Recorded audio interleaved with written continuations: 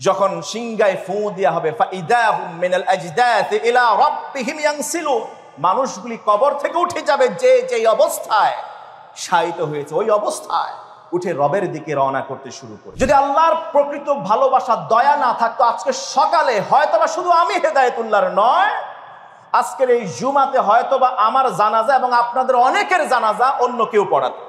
বাংলাদেশের মতো একটা নাজুক একটা দেশে, এই দেশের এই শহরগুলির বাড়িগুলি যেভাবে নির্মিত হয়েছে, আল্লাহ তাআলার বড় দয়া ছাড়া আমাদের বাঁচার কোনো উপায় নাই। এই জন্য মহান রবের দরবারে আমরা শুকরিয়া আরো একবার আদায় করি, আলহামদুলিল্লাহ।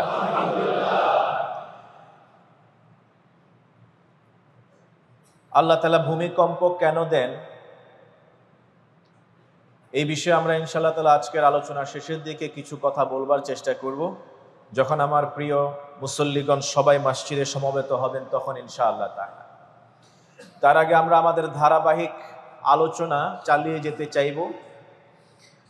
গারে সাউরে বিশ্বনবী মুহাম্মদুর রাসূলুল্লাহ সাল্লাল্লাহু আলাইহি ওয়াসাল্লাম তার সহযোগী বন্ধু আবু বকর সিদ্দিক রাদিয়াল্লাহু তাআলা আনহুকে নিয়ে 3 রাত অবস্থানের পর রাতের গহীনেই 3 দিন পরে দুজনেই সেখান থেকে বের হয়ে গেলেন। এখন তাদের সাথে যুক্ত হলেন আরো 2 জন সফর সঙ্গী হিসেবে, যারা একেবারে মদিনা পর্যন্ত পথ পাড়ি দিবেন। এর মধ্যে গাইড ছিলেন আব্দুল্লাহ ইবনে উরাইকিত। ইতিপূর্বে আমরা বলেছি তিনি মুশরিক ছিলেন, তখনও ইসলাম ধর্ম তিনি গ্রহণ করেননি। তাদের সাথে আবু বকর সিদ্দিক রাদিয়াল্লাহু তাআলা আনহুর কেনা আজাদকৃত গোলাম আমির ইবনে ফুহায়রা, তিনিও ছিলেন খাদেম হিসেবে।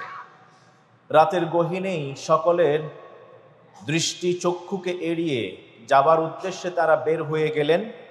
চলতে চলতে এক পর্যায়ে আবু বকর সিদ্দিক রাদিয়াল্লাহু তাআলা আনহু তিনি বললেন, যখন আল্লাহ রাসূল সাল্লাল্লাহু আলাইহি ওয়াসাল্লামের নূরানী চেহারার দিকে তাকিয়ে দেখলাম, বুঝতে পেলাম রাসূলুল্লাহ সাল্লাল্লাহু আলাইহি ওয়াসাল্লাম খানিকটা ক্লান্ত পরিশ্রান্ত, নবীজির বিশ্রামের প্রয়োজন এবং তিনি ক্ষুধার্তও বটে। অন্যদিকে মরুভূমির রাস্তা পাড়ি দেওয়ার কারণে বিশ্বনবী সাল্লাল্লাহু আলাইহি ওয়াসাল্লাম চরমভাবে তৃষ্ণার্ত। সাথে একটু পানি ছিল, সেটা আল্লাহ রাসূল সাল্লাল্লাহু আলাইহি ওয়াসাল্লাম নিজে সেবন না করে রেখে দিয়েছেন, না জানি কখনকার তার চেয়েও বেশি প্রয়োজন হয়ে পড়ে। আমি নবীজি সাল্লাল্লাহু আলাইহি ওয়াসাল্লামকে বললাম, ইয়া রাসূলুল্লাহ, একটু বিশ্রাম নেওয়া যাক। আল্লাহ রাসূল তাকিয়ে দেখলেন বিশ্রাম নেওয়ার ওই রকম কোনো ব্যবস্থা মরুভূমির এই পথে নেই। আবু বকর সিদ্দিক রাদিয়াল্লাহু তাআলা আনহু বলেন, এই ঘটনা সিরাতে নববিয়াতে উদ্ধৃত আছে। আবু বকর রাদিয়াল্লাহু তাআলা আনহু বললেন, আমি একটা জায়গা খুঁজে বের করলাম যেখানে খানিকটা আলো কিছুটা ছায়া আছে। আমি নিজের গায়ের একটা চাদর সেখানে বা কাপড় সেখানে বিছিয়ে আল্লাহ রাসূল সাল্লাল্লাহু আলাইহি ওয়াসাল্লামের আরামের ব্যবস্থা করলাম। আর যখন দেখলাম যে এখানে বিশ্রামের জায়গায় কিছু রোদ এসে পড়ছে, আমি সর্বোচ্চ চেষ্টা করে সেই রোদটাকে ছায়ায় পরিণত করবার চেষ্টা করলাম। নবীজিকে সাল্লাল্লাহু আলাইহি ওয়াসাল্লামকে বললাম, ইত্তাজি ইয়া রাসূলুল্লাহ, আল্লাহ রাসূল আপনি এখানে কিছু সময় অবস্থান নিন, বিশ্রাম গ্রহণ করুন। নবীজি সাল্লাল্লাহু আলাইহি ওয়াসাল্লাম তার এই আবদার গ্রহণ করলেন, সেখানে বিশ্রামের জন্য আল্লাহ রাসূল যাত্রা বিরতি করলেন। আবু বকর সিদ্দিক ইবনে আবি কুহাফা তিনি বলছেন, আমি এরপর চারদিকে শত্রুদের গতিবিধি পর্যবেক্ষণ করবার জন্য তাকিয়ে রইলাম। না জানি কোন দিক থেকে সেই পুরস্কার লোভী মানুষগুলি আল্লাহ রাসূল সাল্লাল্লাহু আলাইহি ওয়াসাল্লামের উপর আক্রমণ করে। আমি অপেক্ষা করলাম, আমি ঘুমালাম না, রেস্টেও গেলাম না। কিছুক্ষণ পরে হঠাৎ দেখি আমার চোখের সামনে একজন রাখাল তিনি দাঁড়িয়ে আছেন। এই রাখাল আমির ইবনে ফুহায়রা নন, আমির ইবনে ফুহায়রা তিনিও আছেন, আব্দুল্লাহ ইবনে উরাইকিত, এই 2 জন আল্লাহ রাসূল সাল্লাল্লাহু আলাইহি ওয়াসাল্লামকে পাহারা দিচ্ছেন। আর আবু বকর সিদ্দিক বললেন, আমি একজন রাখালের সাক্ষাৎ পেলাম। আমি রাখালকে প্রশ্ন করলাম, তার পরিচয় জিজ্ঞেস করলাম। তিনি এমন এক পরিচয় বললেন, তার বাবাকে পর্যন্ত আমি চিনেছি। আমি তাকে দেখলাম তাকিয়ে, তার সাথে বেশ কিছু বকরি আছে, এর মধ্যে দুধ দেয় এমন বকরিও আছে। রাখালকে বললাম, তুমি কি আমার জন্য একটু দুধ দহন করতে পারবে? রাখালকে পরিচয় দেওয়ার পরে, তার বংশ জানার পরে রাখাল সদয় হলো, বলল হ্যাঁ আমি পারবো। আবু বকর সিদ্দিক বললেন, ঠিক আছে, তাহলে এই যে তোমার সাথে যে পাতিল আছে, পাতিলের মধ্যে, পাত্রের মধ্যে একটু দুধ দহন করো, তবে কিছু শর্ত আছে। প্রথমত তুমি এই যে আমার মশকে একটু পানি আছে, এটা দিয়ে তোমার হাত সুন্দর করে ধুয়ে নাও, আর সেই বকরি যার দুধ দহন করবে তার স্তনটাকে সুন্দর করে পানি দিয়ে ধুয়ে নাও। রাখাল তাই করলো, দুধ দহন করলো, নিয়ে আসলো। আবু বকর সিদ্দিক বললেন, মঠের ভিতরে, মস্কের ভিতরে যে একটু পানি ছিল, সেই পানিটাকে দিয়ে আমি পুরো মস্কটাকে সুন্দর করে ধুয়ে নিলাম। আমি আমার মস্কের ভিতরে পানি, দুধটুকুন ভরে নিলাম। এরপর আল্লাহ রসুল সাল্লাল্লাহু আলাইহি ওয়াসাল্লামের কাছে ফিরে আসলাম, এসে বললাম, ইশরাব ইয়া মুহাম্মদ সাল্লাল্লাহু আলাইহি ওয়াসাল্লাম, হে আল্লাহ রসুল, আপনি এখান থেকে পান করুন। নবীজি সাল্লাল্লাহু আলাইহি ওয়াসাল্লাম উঠে বসলেন, এখান থেকে পান করলেন। আবু বকর সিদ্দিক রাদিয়াল্লাহু তাআলা আনহু বললেন, নবীজি পান করছেন আর তৃপ্তি অনুভব করছিলাম আমি। দুধের পরিমাণ বেশি ছিল না, নবীজি পান করছেন, আমিও তৃষ্ণার্ত, কিন্তু আল্লাহ রসুল যখন তৃষ্ণা নিবারণের জন্য এই দুধটুকুন পান করছিলেন, আমার তৃষ্ণা কেন যেন এমনিতেই নিবারিত হয়ে গেছে। সুবহানাল্লাহ। এর কিছুক্ষণ পরে আমি আল্লাহ রসুলকে বললাম, হাল আনা ইয়া রাসূলুল্লাহ, হে আল্লাহ রসুল, এখন কি আমরা আবার রওনা করতে পারি কিনা?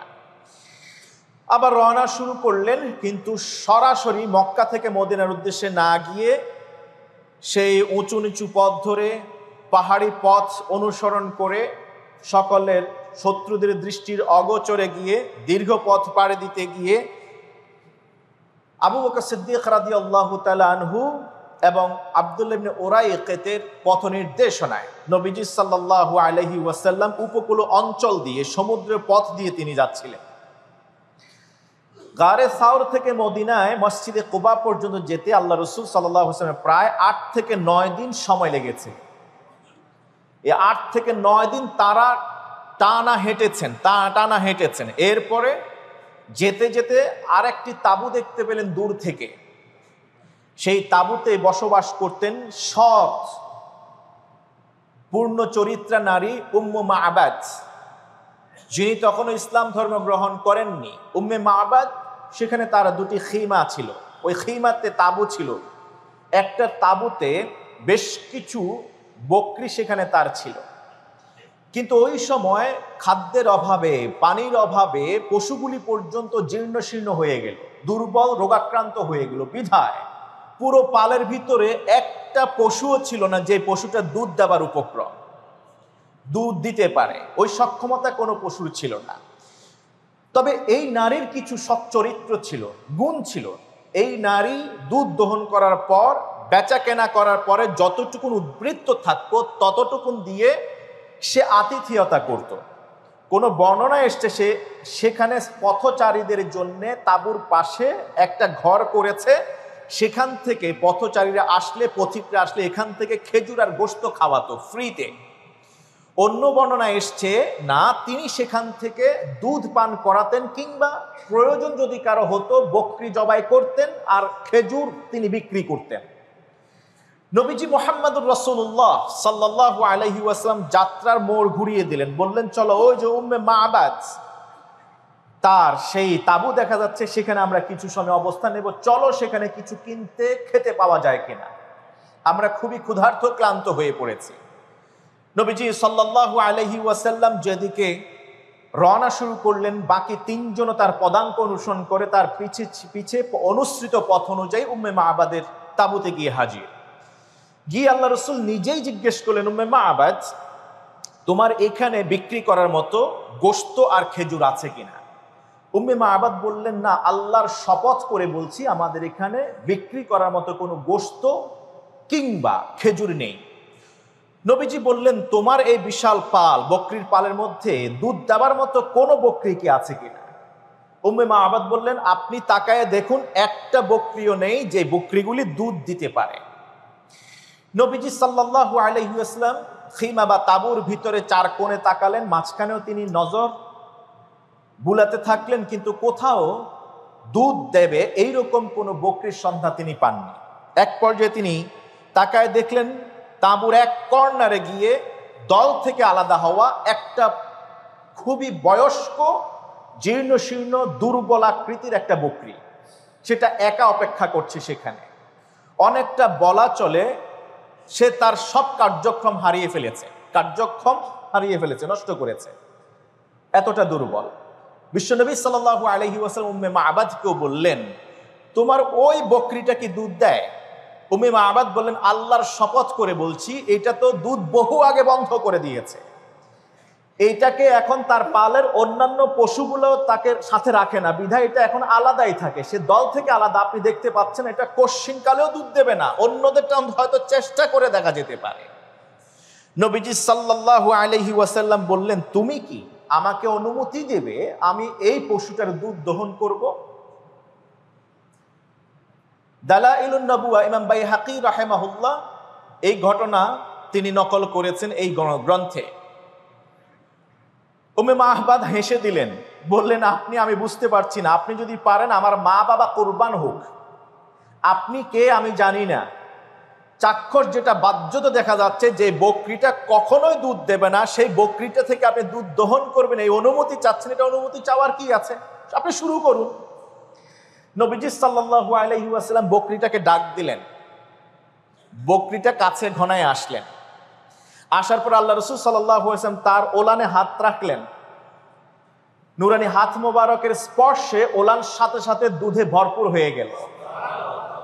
নবীজি উম্মে মা'বাদকে বললেন, যাও একটা বালতি নিয়ে আসো, দুধ দহন করব।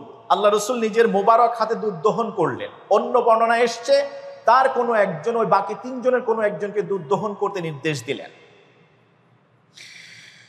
নবীজি সাল্লাল্লাহু আলাইহি ওয়াসাল্লাম দুধ দহন করলেন, পুরোপুরি বালতি পুড়ে গেছে এবং উপচে পড়বে এমন অবস্থাও তৈরি হয়েছে, এমনটাই বর্ণনায় পাওয়া যায়। আল্লাহ রাসূল সাল্লাল্লাহু আলাইহি ওয়াসাল্লাম সবার আগে উম্মে মা'বাদকে দিলেন যে তুমি এখান থেকে পান করো। সুবহানাল্লাহ, যে তার হক বেশি, এই পশুর মালিক তিনিও আল্লাহ রাসূল সাল্লাল্লাহু আলাইহি ওয়াসাল্লাম উনাদের মতোই তৃষ্ণায় ভুগছেন, যার কারণ ওই সময় একটা বকরিও দুধ দিত না, পানির অভাবে ছিলেন তারা। নবীজি তাকে পান করালেন, তিনি তৃপ্তি ভরে খেলেন। খাওয়ার পরে বললেন, আমার আর চাহিদা নাই, দুই একদিন না খেলেও আর সমস্যা হবে না। সুবহানাল্লাহ। নবীজি এবার বললেন, আমির ইবনে ফুহায়রা তুমি পান করো, আব্দুল্লাহ ইবনে উরাইয়া তুমি পান করো, আবু বকর তুমিও পান করো। সুবহানাল্লাহ। নবীজি এবার সবার শেষে নিজে পান করলেন। আল্লাহ রাসূল তো পূর্বেই প্রথম সাক্ষাতে উম্মে মা'বাদকে জিজ্ঞেস করেছিলেন, আবু মা'বাদ কোথায়? উম্মে মা'বাদ বললেন, আমার স্বামী আবু মা'বাদ তিনি খাবারের জন্যে, কিছু পানীয় সংগ্রহ করবার জন্য তিনি বেরিয়েছেন, তিনি চলে আসবার সময় হয়েছে, আপনারা একটু অপেক্ষা করুন। অতিথি পরায়ণ মানুষ, অতিথি পেয়েছেন, খালি মুখে বিদায় দেবেন না, এই উদ্দেশ্যে তিনি বললেন হয়তো তার স্বামী যেহেতু গিয়েছেন কোনো না কোনো ব্যবস্থাপনা করে কিছু খাবার বা পানীয় নিয়ে ফিরে আসবেন, বিধায় আল্লাহ রাসূল সাল্লাল্লাহু আলাইহি ওয়াসাল্লামকে তিনি চিনতেন না, তারপরও পথিক মুসাফির হিসেবে তাকে সমাদর করলেন, আতিথেয়তার জন্য তাকে অপেক্ষা করতে বললেন। নবীজির হঠাৎ মনে পড়লো আবু মা'বাদের কথা, যে আমরা তো সবাই পান করলাম, আবু মা'বাদ তো পান করে নাই। উম্মে মা'বাদকে বললেন, তোমার পাতিলটা আবার দাও।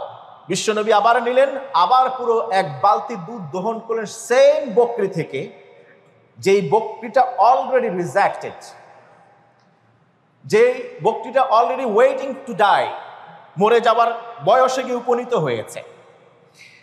নবীজি সাল্লাল্লাহু আলাইহি ওয়াসাল্লাম পুরো বালতি দুধ দহন করে উম্মে মা'বাদের হাতে দিলেন, বললেন এটা রেখে দাও, আবু মা'বাদ আসলে তাকে দুধ পান করতে দেবে। রাসূলুল্লাহ সাল্লাল্লাহু আলাইহি ওয়াসাল্লাম দুধ পান শেষে তৃপ্তি ভরে পান করার পরে তার সঙ্গী সাথীদেরকে নিয়ে আবার মদিনার উদ্দেশ্যে রওনা করলেন। In the mean time Abu Ma'bad তিনি ফিরে আসলেন। ফাআজিবা ওয়া ক্বালা মিন আইনা লাকি হাদা লাবানু ইয়া উম্মে মা'বাদ।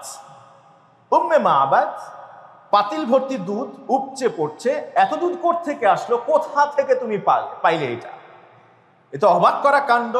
কে ইতোমধ্যে আসলো তোমার কাছে, এসে তোমাকে দুধ দিয়ে গেছে, নাকি আমাদের কোনো বকরি দুধ দিয়েছে? উম্মে মা'বাদ পুরো ঘটনা খুলে বললেন। কিন্তু যে মানুষটা আসলেন, এই মানুষটা কে, তার পরিচয় উম্মে মা'বাদ জানতেন না। ইভেন আবু মা'বাদ তিনিও জানতেন না। তিনি মক্কায় গিয়েছিলেন, সেই মক্কা থেকে তিনি ফিরে আসলেন, মক্কায় কথা চালু হয়ে গেছে যে আব্দুল্লাহর পুত্র মুহাম্মদ সাল্লাল্লাহু আলাইহি ওয়াসাল্লাম তার সাথী আবু বকর সিদ্দিককে সাথে নিয়ে মক্কা ছেড়ে মদিনার উদ্দেশ্যে হিজরত করেছেন। 3 দিন ধরে তাকে খোঁজা হচ্ছে, কোথাও খুঁজে পাওয়া যাচ্ছে না। 100 উট পুরস্কার ঘোষণা করা হয়েছে, তারপরে এখনো পর্যন্ত কেউ তাকে ট্রেস আউট করতে পারে না। নিয়ে আসবার জন্য পুরস্কার লোভিত মানুষগুলি সেটা ব্যর্থ হয়েছে। এই সংবাদ তিনি মক্কা শুনে আসছেন। আবু মাআবাদ বললেন, সিফিহি লি ইয়া উম্মে মাআবাদ, ও উম্মে মাআবাদ, দয়া করে তুমি কি আমাকে যে মানুষটাকে দেখছো, যে মানুষটা তোমার কাছে এসেছিল, তার ফিজিক্যাল অবয়বের কথা, শারীরিক বর্ণনা কি তুমি আমার সামনে উপস্থাপন করতে পারবে? তাকে দেখতে কেমন লেগেছিল, তার হাইট কতটুকু, দেখতে কেমন, তিনি কিভাবে কথা বলেন, কিভাবে পা ফেলেন, এই বিষয়গুলি আমার কাছে উপস্থাপন করো দেখি। সিফিহি লি ইয়া উম্মে মাআবাদ, হে উম্মে মাআবাদ, যে মানুষটা পথিকটা এসছে তার বর্ণনা আমার কাছে তুলে ধরো দেখি।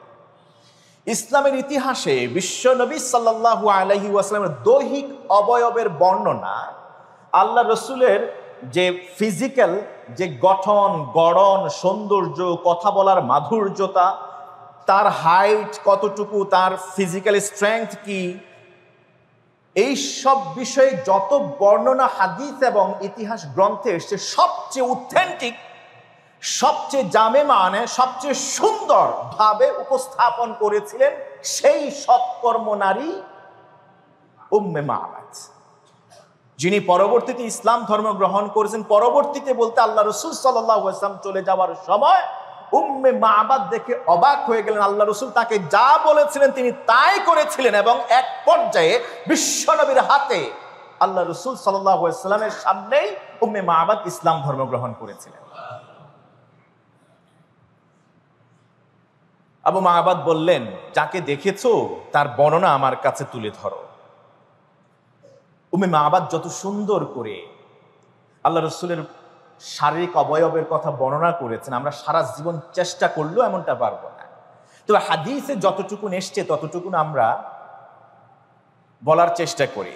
তিনি বললেন, রাআইতু রাজুলান যাহারাল ওয়াদা, আমি এমন একজন মানুষকে দেখেছি যার চেহারা উজ্জ্বল, আবলাজাল ওয়াজহি, পূর্ণিমার চাঁদের মতো দীপ্তিময় তার মুখমণ্ডল, হাসানাল খালকে, তাকে দেখেছি সর্বোত্তম অবয়বে আল্লাহ সৃষ্টি করেছেন এবং উত্তম গঠনের, লাম তাইবহু নহলাতুন, দীর্ঘ পথ তিনি ভ্রমণ করে এসছেন, কিন্তু তার এই ভ্রমণের পিছনে তিনি দুর্বল হয়ে গিয়েছেন, কিংবা শীর্ণতা তার এই চরিত্র কিংবা তার শারীরিক যে গড়নে সৌন্দর্যের বিন্দু মাত্র খুঁত তৈরি করতে পারেন। ওয়ালাম তুসরি বিহি সালাতুন, এবং তার শরীরের দিকে তাকিয়ে দেখলাম বডির তুলনায় মাথাটা না বড় না ছোট, এটা এমন মাঝারি আকারে আল্লাহ তাআলা দিয়েছেন, বডির সাথে পুরো মাথাটা এমন ভাবে খাপ খাইয়ে গিয়েছে যে মাথাটা একটু বড় হলে হয়তো অসুন্দর আরেকটু লাগতো, আর মাথা আরেকটু ছোট হলে হয়তো বা সৌন্দর্যের কিছুটা হলেও ঘাটতি দেখা যেত, কিন্তু অ্যাজ ইট ইজ পারফেক্টলি সেখানে সেট করা হয়েছে। সুবহানাল্লাহ। ওয়াসিমুন কাসিম, তিনি অত্যন্ত সুন্দর এবং পরিপাটি। তার শরীরের দিকে তাকিয়ে দেখলাম, ফি আইনিহি দাজুন, তার চোখের মণি একেবারে নিকশের মতো কালো, ওয়াফি আশফারিহি আতাফুন গাতাফুন, এবং তার যে ভ্রু আছে চোখের পাতাগুলি ওইগুলি অনেক ঘন ঘন, ওয়াফি সাউতিহি সাহালুন, তিনি যখন কথা বলেছেন আমার সাথে তার সঙ্গীতের সাথে আমি আগ্রহ করে শুনে দেখলাম তার কণ্ঠে তারুণ্যের সুর দেখতে পেয়েছি। ওয়াফি উনুকিহি সাতাউন, তার গর্দানের দিকে তাকিয়ে দেখলাম গর্দানটা উঁচু এবং অত্যন্ত আকর্ষণীয়। ওয়াফি লিহিয়াতিহি কাসাসাতুন, তার দাড়ি মোবারকের দিকে তাকিয়ে দেখলাম দাড়ি মোবারক ঘন এবং লম্বা। আজাজ্জু আকরানু, তার যে ভ্রু যুগল আছে ধনুকের মতো বাঁকা এবং দুটি ভ্রু মিলিত হয়েছে এক জায়গায় এসে। ইনসামাতা ফাআলাইহিল ওয়াকার, তিনি যখন কথা বলা থামিয়ে চুপ করে থাকেন তখন গাম্ভীর্য চারদিকে ছড়িয়ে পড়ে। তিনি যখন কথা বলেন না তখনও তার উপস্থিতিতে গাম্ভীর্য চারদিকে ছড়িয়ে পড়ে। ওয়া ইন তাকাল্লামা সামা ওয়া আলাহুল বাহা, তিনি যখন কথা বলেন তখন তার সৌন্দর্য ও জ্যোতি অনেকাংশে বেড়ে যায়। সুবহানাল্লাহ। ফাআলাইহি আজমালুন নাস ওয়া আবহাহু মিন বাঈদ, তিনি যখন মানুষের কাছ থেকে একটু দূরে সরেন তখন দূর থেকে তাকে অত্যন্ত আকর্ষণীয় এবং সবচেয়ে সুন্দর সুপুরুষ হিসেবে দেখা যায়। ওয়া আহলাহু ওয়া আহসানুহু মিন করিব, তিনি যখন কারো কাছে চলে আসেন তখন তাকে সবচেয়ে সুন্দর, মধুর আর মনোরম মনে হয়। ওয়া হুলুহুল মানতিকি, তিনি যখন কথা বলেন কথার মধ্যে সবচেয়ে বেশি মিষ্টতা অনুভব করেছি আমি। ফাসলুন, তিনি যখন কথা বলেন অস্পষ্ট নয়, সুস্পষ্ট করে তিনি কথা বলেন। লা নাদরুন ওয়ালা হাদরুন, প্রয়োজনের তুলনায় তিনি বেশিও কথা বলেন না, কমও কথা বলেন না, যতটুকু দরকার ঠিক ততটুকুই তিনি কথা বলে কথা শেষ করেন। কাআন্না মানতিকাহু খারাজাতুন নাজমিন ইয়াতাহাদ্দারনা, তিনি যখন কথা বলেন একের পর এক মনে হয় যেন গাথা মুক্তোর দানা থেকে এক একটা করে দানা ঝরে ঝরে পড়ছে, এইভাবে তিনি কথা বলেন। রাবাআতান, ফিজিক্যাল অবয়বের কথা যদি আবু মা'বাদ আপনি শুনতে চান, আমি যতটুকু দেখেছি তিনি না লম্বা না বেটে, মাঝারি। লা বাইনুন মিন তুলিন, লম্বা হওয়ার কারণে মানুষকে যে অসুন্দর দেখা যায়, লম্বাটে মনে হয় তিনি এমনটা নন। ওয়ালা তাকতাহিমুহু আইনুন মিন খিসারিন, তার দৈহিক অবয়ব তিনি যে ফিগার আছে সেটা এতটা ছোট নয় যে চোখে দেখতে এটা ছোট বলে মনে হয়। গুসনান বাইনা গুসনাইন, দুইটা ঢালকে যদি একসাথ করা হয় তিনি ওই ঢালের মধ্যে শ্রেষ্ঠ ঢালটা হবেন। ফাহুয়া আনদারু সালাসাতি মানজারান, তিনটে ফুলের পাপড়ি যদি থাকে সে পাপড়ির সবচেয়ে সুন্দর আর শ্রেষ্ঠ পাপড়িটাই হবেন তিনি। সুবহানাল্লাহ। ওয়া আহসানুহুম কাদরান, সবচেয়ে মর্যাদাবান মানুষ আমার কাছে তাকে বলে মনে হয়েছে। লাহু রুফাকাউন ইয়াহুফুনা বিহি, আমি তার পাশে আরো তিনজন সঙ্গী সাথীকে দেখেছি, তারা সব সময় দেখেছি তাকে একা রেখে যান না, চারদিক থেকে ঘেরাও করে রাখেন, তাকে আবৃত করে রাখেন। ইন ক্বালা আনসাতু লিকাউলিহি, যখন তিনি তাদের সামনে কথা বলেন তখন বাকি সবাই মনোযোগ সহকারে শুনেন আর একেবারে পিন ড্রপ সাইলেন্স বজায় রাখেন। ওয়া ইন আমারা তাবাদারু ইলা আমরিহি, যখন তিনি তাদেরকে কোনো নির্দেশ করেন তারা প্রতিযোগিতায় লিপ্ত হয় কে কার আগে সে হুকুম তামিল করবে। মাহফুদুন মাহসুদ, তিনি সম্মানিত, সবচেয়ে শ্রদ্ধেয় আমার কাছে মনে হয়েছে তাদের মাঝে। লাআবিসুন ওয়ালা মুফনিদুন, তিনি এমন একটা কথাও বলেন নাই যেটা রূঢ় মনে হয়েছে, রুক্ষ মনে হয়েছে। তিনি বদমেজাজিও নন এবং তিনি মূর্খতা সুলভ একটা কথাও বলেন নাই। সুবহানাল্লাহ। এভাবে করে তিনি আল্লাহ রাসূল সাল্লাল্লাহু আলাইহি ওয়াসাল্লামকে পরিচয় করিয়ে দিলেন, দৈহিক বর্ণনা দিলেন। আবু মা'বাদ এটা শোনার পরে তিনি বলেন, হুয়া ওয়াল্লাহি সাহিবু কুরাইশ, হুয়া ওয়াল্লাহি সাহিবু কুরাইশ। উম্মে মা'বাদ যে মানুষের দৈহিক বর্ণনা আমার সামনে উপস্থাপন করেছো, আল্লাহকে সাক্ষী রেখে বলে এই মানুষটার কেউ নন, যেই মানুষটার কথা আমি মক্কায় শুনে আসছি, মক্কার মানুষরা তাকে তাড়িয়ে দিয়েছিলেন, তিনি হিজরত করতে বাধ্য হয়েছিলেন, নিজের মাতৃভূমিকে ছেড়ে মদিনার পথ যাত্রা করতে হয়েছে, সেই মানুষটা আর কেউ নন, তিনি কুরাইশদের একজন ভালো মানুষ, তার নাম হলো মুহাম্মদ ইবনে আব্দুল্লাহ। সুবহানাল্লাহ। লাকাদ হামামতু আন আসহাবাহু, আমি আস্তে আস্তে ভাবছিলাম এই মানুষটা যে হিজরত করে চলে যাচ্ছেন, এই মানুষটার সঙ্গী যদি আমি হতে পারতাম, আমি যদি তার সাথে হিজরত করতে পারতাম। ওয়ালা আফআলান্না ইন ওয়াজাদতু ইলা যাতিলিকা সাবিলা। উম্মে মা'বাদ, তোমার বর্ণনা শোনার পরে আমি তো আরো পাগল পাড়া হয়ে গেলাম। আমি তোমাকে নিশ্চিতভাবে বলি, যদি আমি আল্লাহ রাসূলকে পেয়ে বসি কোনোদিন, তিনি যেই পথে যান, যেখানেই যান, আমিও তার পথ অনুসরণ করব। সুবহানাল্লাহ। আবু মা'বাদের পরে তিনি ইসলাম ধর্ম গ্রহণ করলেন। নবীজি মুহাম্মদুর রাসূলুল্লাহ সাল্লাল্লাহু আলাইহি ওয়াসাল্লাম তিনি তো যাত্রা পথেই আছেন, মদিনায় যাবেন। আল্লাহ রাসূল সাল্লাল্লাহু আলাইহি ওয়াসাল্লাম আবু বকর সহ হাঁটছিলেন। ওই সময় যে দুটি উট কিনেছিলেন আবু বকর সিদ্দিক রাদিয়াল্লাহু তাআলা, সেই দুটি উটে একটিতে আবু বকর সাওয়ার হলেন, আরেকটিকে ওমর, আরেকটিতে বিশ্বনবী সাল্লাল্লাহু আলাইহি ওয়াসাল্লাম তিনি সাওয়ার হলেন। তারা যাচ্ছিলেন।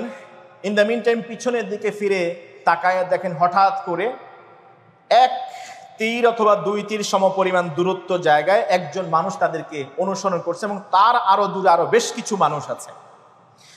আবু বকর সিদ্দিক রাদিয়াল্লাহু তাআলা আনহু বিশ্ব নবী সাল্লাল্লাহু আলাইহি ওয়াসাল্লামকে বললেন, ইয়া রাসূলুল্লাহ, হাদা তালাবু কাদ লাহিকানা, হাদা তালাবু কাদ লাহিকানা ইয়া রাসূলুল্লাহ। এই যে যারা আমাদেরকে খুঁজছে তারা আমাদেরকে পেয়ে বসছে, আপনি পিছনের দিকে তাকায় দেখুন, আমাদেরকে তো পেয়েই বসলো।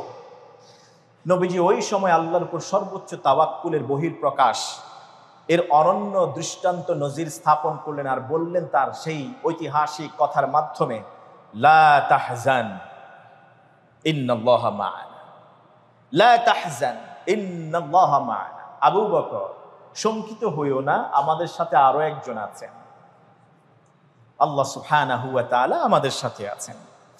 হাত্তা ইদা দানা মিন্না ফাকানা বাইনানা ওয়া বাইনাহু কদরু রুমহিন আও রুমহাইন। আবু বকর সিদ্দিক বলেন, ইভেন সে আস্তে আস্তে এত কাছে চলে আসছে, আমি যদি মেপে দেখতাম সেটা 1 তীরের বেশি হওয়ার দূরত্ব বেশি হওয়ার কথা না। ফাবাকাইতু, আমি কাঁদতে শুরু করলাম। ইয়া রাসূলুল্লাহ, তাকিয়ে দেখুন পিছনের দিকে, আমরা তো ধরা পড়ে গেলাম। বিশ্ব নবী সাল্লাল্লাহু আলাইহি ওয়াসাল্লাম তিনি পিছনের দিকেও ফিরে তাকান না।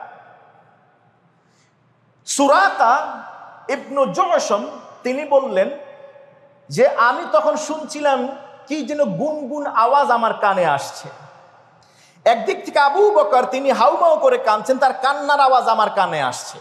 আবার সামনে যে নবী মুহাম্মদুর রাসূলুল্লাহ সাল্লাল্লাহু আলাইহি ওয়াসাল্লাম, তাকে কেঁদে কেঁদে আবু বকর আমার দিকে দৃষ্টি দিতে বললেন। আল্লাহ রসুল আমার দিকেও তাকাচ্ছেন না, বরং তার কণ্ঠে এক অমীয় সুধা, এক বাণী তেলাওয়াত করতে আমি শুনেছি। সুবহানাল্লাহ। আমার ভয় হতে শুরু করলো। আমি যখন কাছে আসতে শুরু করলাম, বিশ্ব নবী সাল্লাল্লাহু আলাইহি ওয়াসাল্লামকে এক পর্যায়ে আবু বকর as-সিদ্দিককে এই কথা বলতে শুনেছি। সুরাকা নিজেই গল্প বর্ণনা করছেন পরে, যে আল্লাহ রসুল বলেন, আবু বকর তুমি কাঁদছো কেন? বিশ্ব নবী সাল্লাল্লাহু আলাইহি ওয়াসাল্লাম প্রশ্নের জবাবে আবু বকর বলেন, আমা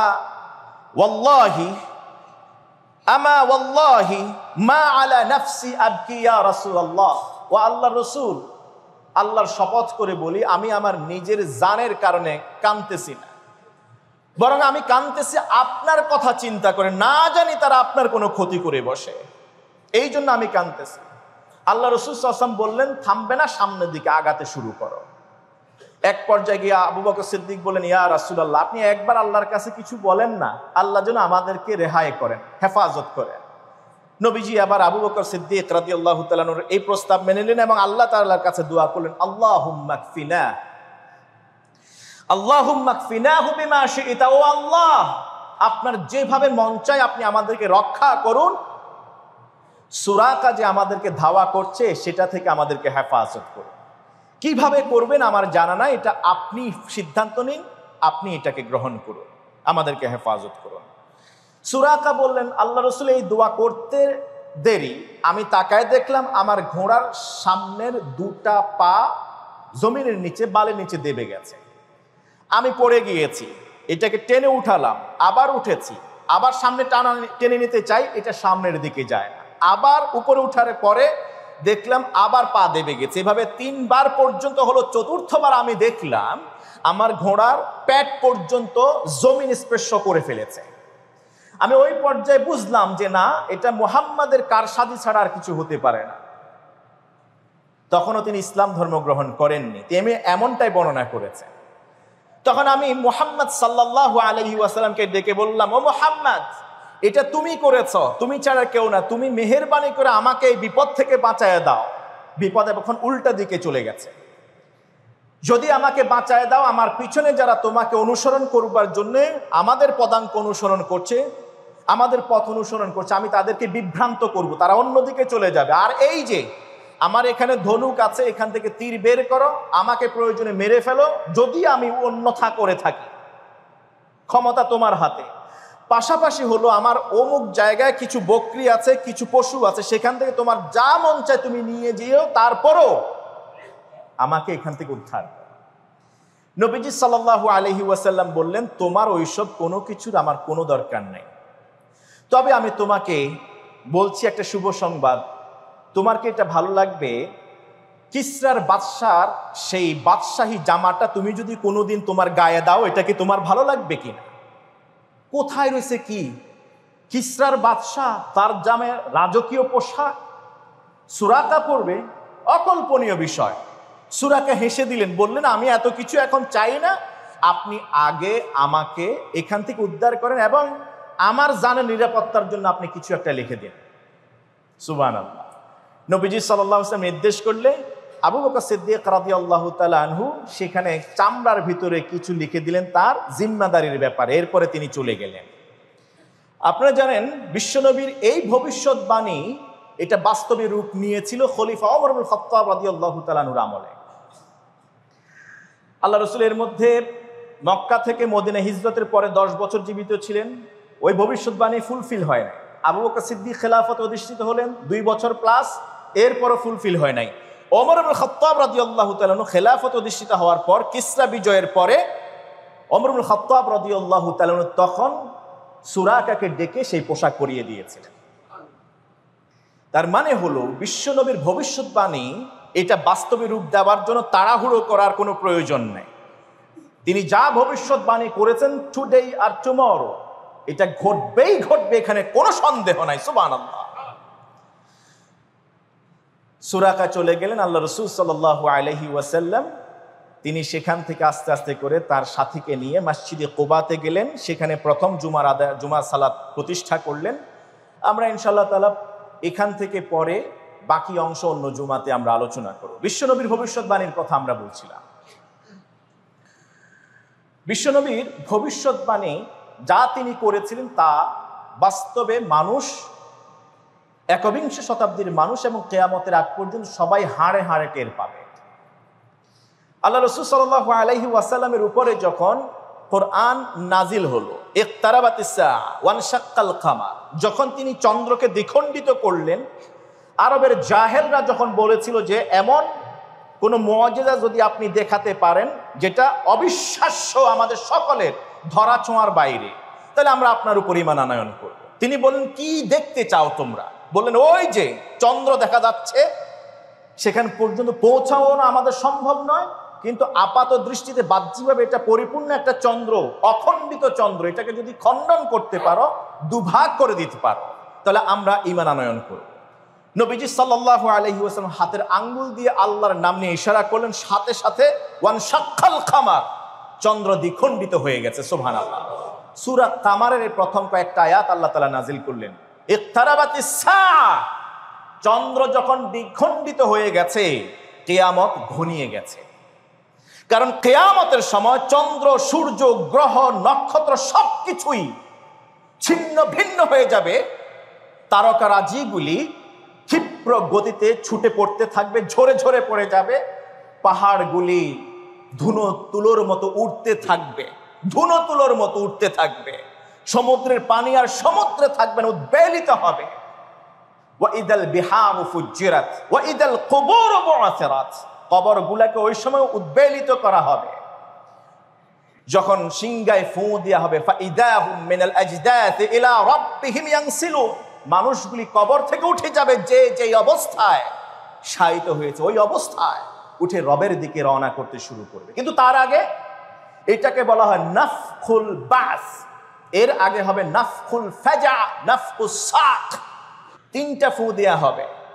প্রথম ফুতে মানুষ বাজারে আছে, কাপড় বিক্রেতা কাপড় বিক্রি করছে, কাপড় বিক্রেতা কাপড় বিক্রি করছে। মসজিদের চেয়ে ওই সময় বাজারে মানুষের সংখ্যা বেশি, কারণ সেটা সকালবেলা এবং সেটা জুমুয়ার দিন।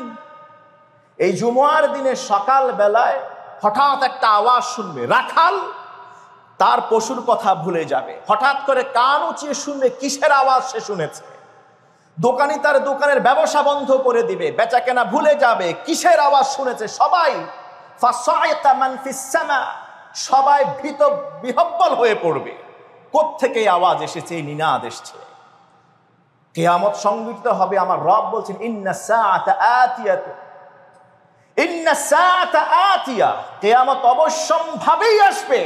আকাদু উখফিহা লিতুজজা কুল্লু নাফসিন বিমা তাসা, আমি এটাকে গোপন রেখেছি, কখন আসবে আমার উম্মতের আমার নবীর সাহাবীরা নবীকে বারবার জিজ্ঞাসা করেছে মাতা সাআ মাতা সাআ ইয়াসআলুনাকা আনিস সাআ, আপনাকে কিয়ামত সম্পর্কে জিজ্ঞাসা করা হবে। আপনি এই বাবার নাবায়ে আযীম সম্পর্কে আম্মা ইয়াতাসাআলুনা আনিন নাবাইল আযীম, মহানিনাদ সম্পর্কে আপনাকে প্রশ্ন করবে। নবী হে, এই নিনাদের ব্যাপারে প্রকৃত ইলম জ্ঞান আমার কাছে, এটা আমি গোপন করে রেখেছি। জানেন কি এটা কেন? লিতুজা কুল্লু নাফসিন বিমা তাসা, এই পৃথিবীতে মানুষ যে যাই করে তার পরিপূর্ণ প্রতিদান দেওয়ার জন্য আমি আল্লাহ তাআলা এটাকে গোপন করে রেখেছি। আকস্মিকভাবে আসবে।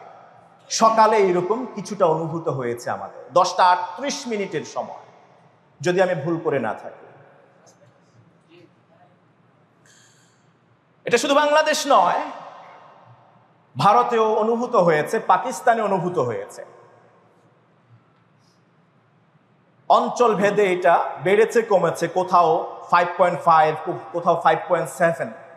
এখন পরিবেশবিদরা বলছেন, বিজ্ঞানীরা বলছেন যে ঢাকা শহর বা বাংলাদেশ 9 মাত্রা ভূমিকম্পের প্রকোপে আছে, অশনি সংকেত। আজকে যেই ঝাঁকুনিটা এসছে, আমার বয়স কত 43-44 বছর, আমার জীবনে যতটুকু আমার মনে পড়ে, আপনারা যারা আমার অনেকে দাদার বয়সী বাবার বয়সী আছেন, আমাদের চেয়ে ডাবল বয়স যাদের আছে তারা বুঝতে পারবেন এতটা ঝাঁকুনি অনুভূত আমি আমার জীবনে আমি পাই।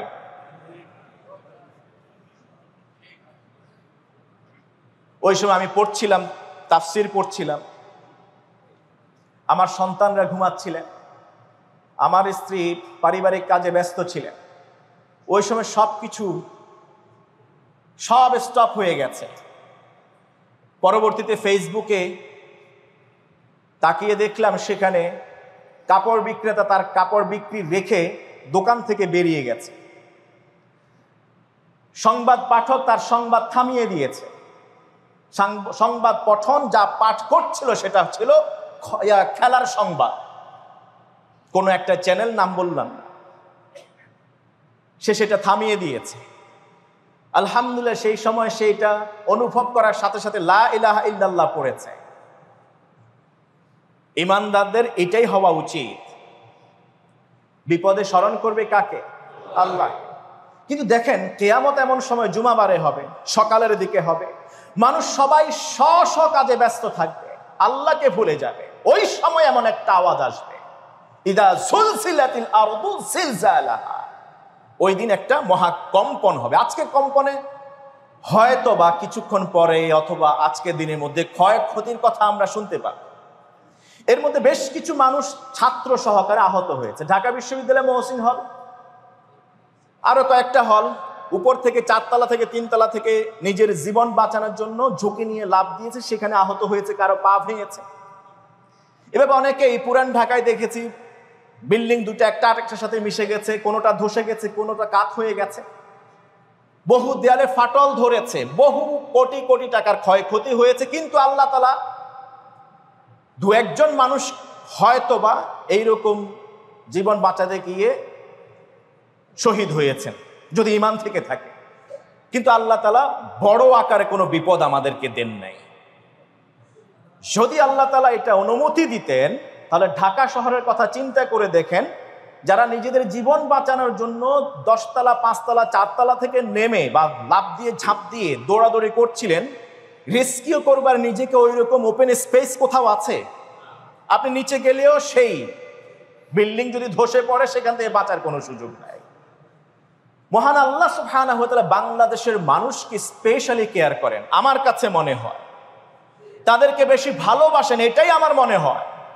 যদি আল্লাহর প্রকৃত ভালোবাসা দয়া না থাকতো আজকে সকালে হয়তোবা শুধু আমি হেদায়েতুল্লাহর নয়, আজকের এই জুমাতে হয়তোবা আমার জানাজা এবং আপনাদের অনেকের জানাজা অন্য কেউ পড়াতো। আল্লাহ বড় বাঁচিয়ে দিয়েছেন। আল্লাহ তাআলা একটা পরীক্ষা করেন, লিয়াতাদাররাউন, যাতে করে মানুষ রবের কাছে ফিরে আসতে পারে। ভূকম্পন, ভূমিধস, আসমানি গজব কেন আসে? মানুষ যখন পাপাচারিতায় লিপ্ত হয়, আল্লাহর অবাধ্যতা করে, মানুষ যখন মানুষের উপর অন্যায় অবিচার করে, মানুষ যখন হারামকে হালাল হালালকে হারাম জ্ঞান করে, মানুষ যখন আল্লাহর গোলামি বাদ দিয়ে মূর্খ নেতা আর মানুষের গোলামিকে গ্রহণ করে, তখন আল্লাহ সুবহানাহু ওয়া তাআলা আযাব এভাবে আসতে থাকে। সতর্কতা স্বরূপ সামনে একটা নির্বাচন আসতে চলেছে। নির্বাচনকে কেন্দ্র করে এখনই মারামারি, হানাহানি, জবরদখল, মানুষের মাঝে অশান্তি, মানুষের মাঝে ত্রাস বেড়ানো, মানুষকে ক্ষতি করা, মানুষকে তুচ্ছ তাচ্ছিল্য করা, মানুষের সম্মান নষ্ট করা, কোনটা বাদ রেখেছে মানুষ? কোনটা বাদ রেখেছে মানুষ? হয়তোবা আমার রব সেই সময় আসার আগে আগে সতর্ক করতে চেয়েছেন এবং তিনি বুঝাতে চেয়েছেন, বাংলাদেশের মানুষ, আমি তোদেরকে ভালোবাসি, আমার বিরুদ্ধে কোনো সিদ্ধান্ত নেবি না, আমার নির্দেশের বাহিরে কোনো কাজ করবি না, আমার বান্দাদের কোনো ক্ষতি করবি না, আমার এই ব্যালেন্সড ইকোলজিক্যাল, এই ব্যালেন্সড এই ভুবন, এই পৃথিবীর কোনো ভারসাম্য তোর দ্বারা যেন নষ্ট না হয়। তুই প্রকৃত মুসলমান নিজেকে দাবি করস। মান সালিমাল মুসলিমুনা মিন লিসানিহি ওয়া ইয়াদিহি, মান সালিমাল মুসলিমুনা মিন লিসানিহি ওয়া ইয়াদিহি। পৃথিবীর ভারসাম্য যেন নষ্ট না হয়, এই জন্যই তো বিশ্ব নবী সাল্লাল্লাহু আলাইহি ওয়াসাল্লাম মক্কাতে এত অত্যাচার নির্যাতন সহ্য করেছেন, এরপরেও তিনি ধৈর্য ধরেছেন। প্রয়োজনে নিজের সবচেয়ে প্রিয় জায়গা মাতৃভূমিকে ত্যাগ করে তিনি মদিনায় হিজরত করেছেন, শুধু পৃথিবীতে যেন নৈরাজ্য না হয়, এড়িয়ে যান। আল্লাহ রাসূল সাল্লাল্লাহু আলাইহি ওয়াসাল্লাম জীবনে কতগুলি যুদ্ধ করেছেন, কয়জন মানুষকে তিনি তরবারির আঘাতে শহীদ করেছেন, হত্যা করেছেন। জানা যায় একজন মানুষকে, কোথাও জানা যায় সর্বোচ্চ 3 জনকে যুদ্ধের ময়দানে। আর পৃথিবীর মানুষ একটা সাধারণ নির্বাচনকে কেন্দ্র করে প্রতিদিন মানুষ মরছে, প্রতিদিন মানুষ মারছে। আল্লাহ আমাদেরকে হেফাজত করুন। আমার শেষ কথা, কাদ আফলাহা মান তাযাক্কা ওয়া যাকারা ইসমা রাব্বিহি ফাসাল্লা বাল তু'থিরুনাল হায়াতাদ দুনিয়া ওয়াল আখিরাতু খায়রুন ওয়া আবকা। এইরকম আল্লাহ তাআলা সতর্ক বার্তা আসার পরে তারাই সফলকাম হয়। মান তাযাক্কা, যে আত্মার পরিশুদ্ধি অর্জন করে, নিজের দিকে তাকায়, আমার ভিতরে কি সমস্যা, কি ত্রুটি আছে সেগুলিতে মানুষ চর্চা করে, অ্যাকাউন্টিংয়ে নিয়ে আসে, এরপরে সেটাকে উত্তরণ করে, আত্মার পরিশুদ্ধি অর্জন করে। ওয়া যাকারা ইসমা রাব্বি, যে মহান রবের স্মরণকে প্রতিটি কদমে ভুলে গেছে, সে আল্লাহর স্মরণকে আবার ফিরিয়ে নিয়ে আসে। ফাসাল্লা, সালাত আদায় করে, সালাত আদায় করে। আজকের সকাল ও ফজরের নামাজে এত মুসল্লি ছিল না এখানে, আজকে সকালে ফজরের সালাতে এত মুসল্লি এখানে ছিল না। ওয়া যাকারা ইসমা রাব্বিহি ফাসাল্লা, আল্লাহর স্মরণের সর্বোত্তম মাধ্যম সালাত আদায় করা। আর বাংলাদেশের অধিকাংশ মানুষ ফজরের নামাজে গাফেল থাকে, তারা মনে করে নামাজ 4 ওয়াক্ত। আমি কি ভুল বলেন? আমি কি ভুল কথা বলছি? একটু পরেই তাবলা জুমা পড়ার জন্য অনেকেই দাঁড়াবে, আলহামদুলিল্লাহ, ওয়েলকাম।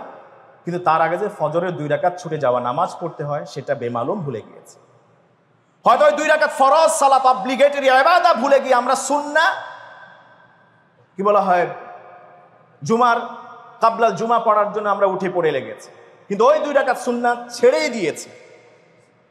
সালাত ছুড়ে গেলে আপনি হাজার হাজার কোটি কোটি টাকা দিয়েও সেখান থেকে কাফফারা নিয়ে আপনি বের হয়ে আসতে পারবেন না। সালাত ছুড়ে যাওয়ার পরে কাফফারা হলো যখনই আপনি স্মরণ হবে আপনার, যদি ভুলে যান অথবা ছুটে গেলে মনে হওয়ার সাথে সাথে সেটা পড়ে ফেলা, মনে হওয়ার সাথে সাথে পড়ে ফেলা। পাশাপাশি হলো সালাতের কাফফারা আপনার জীবনের ওমরি কাজাগুলি আদায় করতে থাকা, মহান রবের কাছে কায়মন বাক্যে ক্ষমা প্রার্থনা করা। এরপর ওলামায়ে কেরাম বলেন, এই কাজগুলি করার পরে এরপরেও যদি নিজের অজ্ঞতাবশত কোনো সালাত এখনো অনাদায় থেকে যায়, এই জন্য কিছু দান, খায়রাত, সাদাকা আল্লাহর রাস্তায় দিয়ে দাও, এটার বিনিময়ে নামাজ থেকে মাফ হয়ে যাবে, এইরকম না। কারণ আল্লাহর পথে দান করলে আল্লাহ তাআলা সব বিপদ আপদ বালা মুসিবত থেকে হেফাজত করেন। সালাত ছুটে যাওয়ার এই বালা মুসিবত থেকে আল্লাহ তাআলা হেফাজত করতে পারেন দানের মাধ্যমে, কিন্তু আপনার নামাজ অনাদায়ী রয়ে গেল। আমি আশা করব যারা আজকে ফজরের সালাত পড়েন নাই, কাবলাল জুমার জায়গায় আপনারা ওই 2 রাকাত ফজরের সালাত পড়বেন।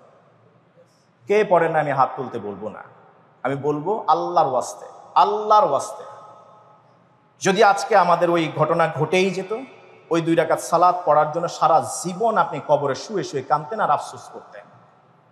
আল্লাহ হয়তো আরেকটা সুযোগ দিয়েছেন, লাআল্লাহুম ইয়াতাদাররাউন, যেন তারা বিনয়ী হয়, আবার যেন ফিরে আসে।